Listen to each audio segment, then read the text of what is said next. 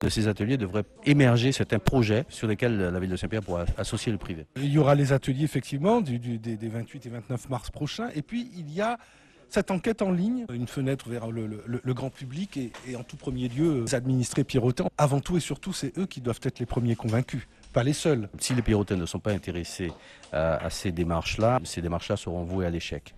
Donc nous sommes justement en plein dans le pragmatisme, c'est-à-dire que c'est fini les réflexions théoriques sur ce que pourrait être Saint-Pierre, etc. Nous sommes vraiment à la recherche d'actions pragmatiques.